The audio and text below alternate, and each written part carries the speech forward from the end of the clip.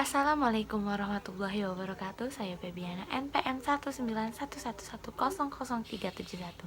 Saya mahasiswi UIN Raden Intan Lampung, jurusan PGMI semester 3 kelas I. Di sini saya akan menjelaskan jurnal saya yang berjudul Pemikiran Socrates dan Plato. 1. Pemikiran Socrates. Kemunculan Socrates terlebih dahulu didahului oleh kemunculan kaum sofis. Sekretaris hadir dalam rangka menjawab apa yang telah mapan dalam konstruksi pemikiran sofis. Kaum sofis sejak zaman Yunani kuno sudah tidak baik. Dengan kehebatan mereka dalam berargumentasi, kaum sofis dianggap sering menghalalkan segala cara untuk memenangkan perkara agar mendapatkan simpati masa tujuannya akhirnya uang. Socrates juga orang yang juga menguasai seni berargumentasi seperti kaum sofis. Ia mempertanyakan pandangan-pandangan tradisional mengenai moralitas. Socrates tampil sebagai upaya untuk memberikan sebuah jawaban atas pandangan kaum sofis. Dalam keyakinannya dengan kaum sofis, sebenarnya kalau tidak melihatnya secara sepintas antara Socrates dengan kaum sofis tidak memiliki banyak perbedaan sama dengan kaum sofis. Socrates mempunyai filsafatnya dengan bertolak dari pemahaman sehari-hari.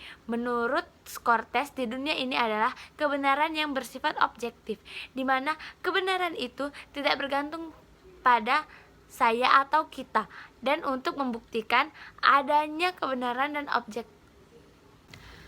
2. Pemikiran Plato. Plato adalah seorang murid dan sekaligus teman Socrates. Plato adalah penulis terbesar dalam filsafat, seseorang penulis drama yang jenius. Akan tetapi, sumbangsih Plato dalam perkembangan filsafat Barat tidak dapat diabaikan. Plato memiliki pemikiran yang sangat luar biasa. Yang terkenal dari pemikiran filsafat Plato adalah tentang ide. Melalui ajarannya tentang ide-ide, Plato bukan hanya berhasil menciptakan satu sistem filsafat yang berakum dan merangkul berbagai persoalan filosofis sebelumnya, misalnya persoalan Parmenides versus Heraclitus.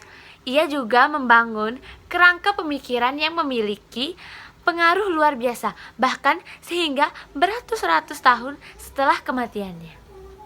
Berdasarkan pandangan tentang ide-ide ini, Plato menyatakan adanya dua dunia, yakni dunia ide-ide yang hanya terbuka bagi rasio kita, dunia rasional, dan dunia jasmani yang hanya terbuka bagi indera kita, atau indera duniawi.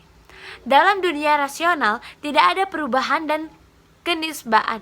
Perubahan dan kenisbaan hanya ada dalam dunia indrawi yang memang memperhatikan ketidakmantapan tanpa henti. Singa ini atau singa itu akan mati.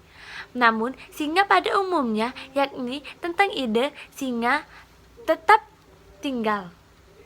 Begitu juga dengan benda-benda yang lain semisal kursi, meja, dan lain-lain. Meja, kursi, serta sesuatu yang ada pasti akan musnah, tetapi ide tentang meja, kursi, dan lain-lain akan tetap ada.